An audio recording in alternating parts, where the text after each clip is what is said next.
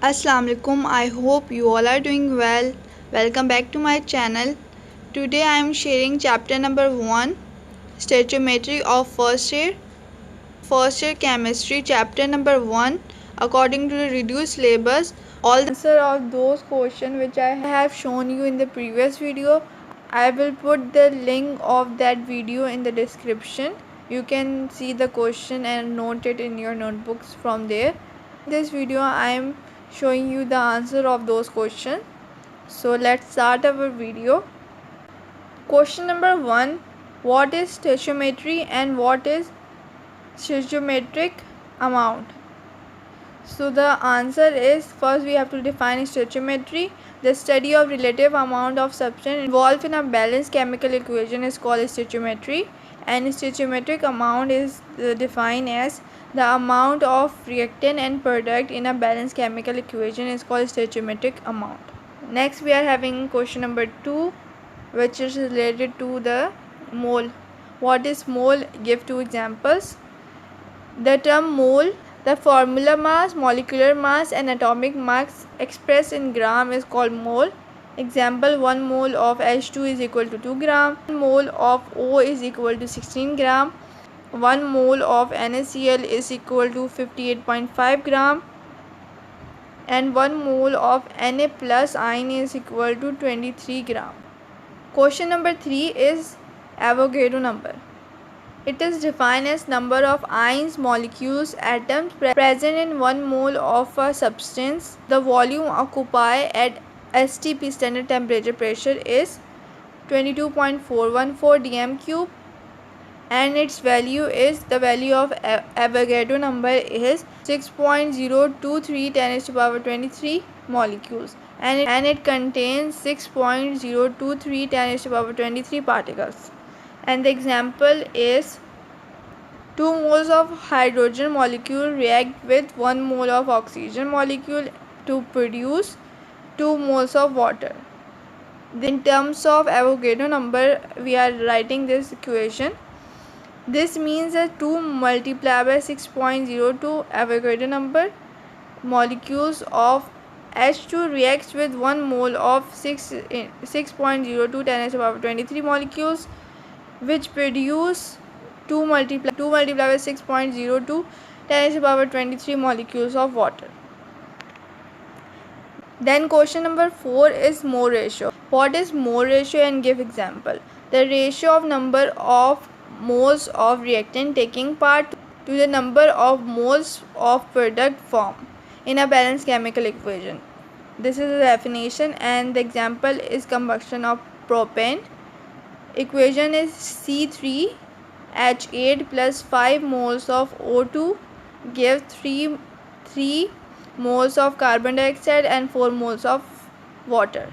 This means that 1 mole of propane react with 5 moles of oxygen molecule to produce 3 moles of carbon dioxide and 4 moles of water. Then question number 5 is molar volume. What is molar volume and what is the relationship between mass and volume, and give example.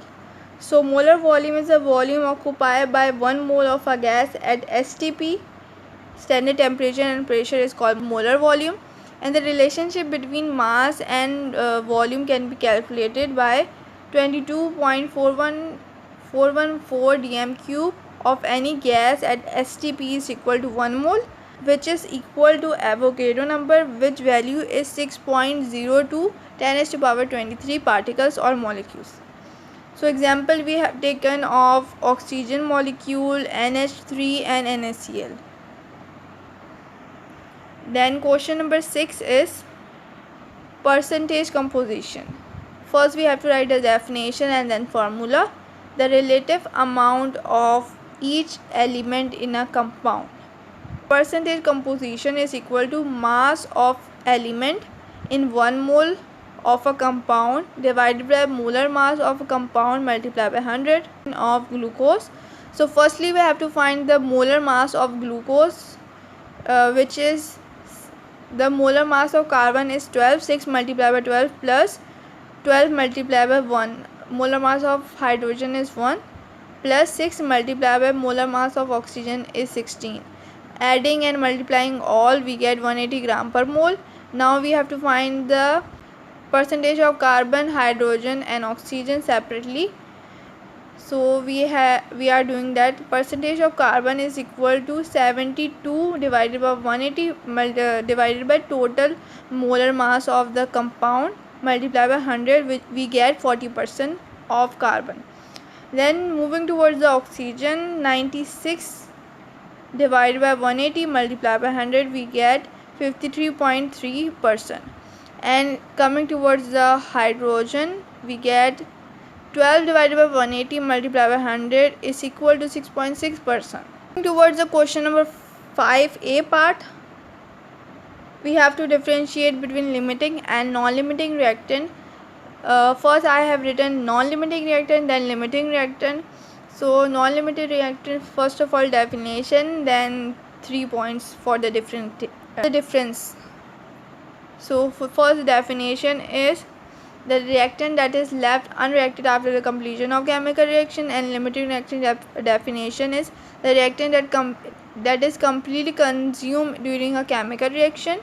Or another definition, the reactant that contains least number of product is called limiting reactant. Then non-limiting reactant, it does not control the amount of product, and limiting reactant control the amount of product. And non-limiting reactant, it is cheaper as it is taken in excess, and limiting reactant is costly as it is taken in limiting amount. And the last point is some amount is left unreacted at the end of the chemical reaction, and limiting reactant is no amount is left unreacted at the end of the chemical reaction. This is important. Then we are having question number 5b part, differentiate between actual and theoretical yield. So we are having these 5 points to differentiate between them. First of all definition, and then 3 to 4 point for differentiation. So first definition of actual yield, the amount of from a balanced chemical reaction, and theoretical yield is the amount of product calculated from a balanced chemical equation. Second point, mechanical loss occur due to experiment decreases the yield. No mechanical loss occur since it is calculated theoretically. Actual yield is always less than theoretical yield, and theoretical yield is always greater than actual yield. Reversible reaction and side reaction decreases the actual yield, and while calculating theoretical yield, we assume that no side reaction occur. The reactant is completely converted into the product so that the yield do not decrease. And the last point is actual yield is also called experimental yield, and the theoretical yield is also called stoichiometric or calculated yield. So this is how you will attempt in your exam for 2021. Then question number 8, limiting reactant control the number of product. So the answer is a limiting reactant can be recognized by calculating the number of moles of product formed from a data in given number of moles of reactant in a balanced chemical equation. Hence, amount of product is limited in this reaction, and the reaction cannot continue without it. First of all, you have to write the definition of limiting reaction, which I have written in the end. First you have to write that, then you have to write this paragraph. Limiting reactant can be recognized till without it. The reactant which gives least number of product is called limiting reactant. The last question is, why is actual yield less than theoretical yield? So due to the following reason: formation of byproduct due to side reaction, reaction is completely converted into the product, mechanical loss due to filtration, distillation, crystallization, separation of separating phenol, and washing. Here is a tip to remember: BRM in the short form. So this was the complete answer of that questions. I hope you all like this video. Thanks for watching. Allah Hafiz.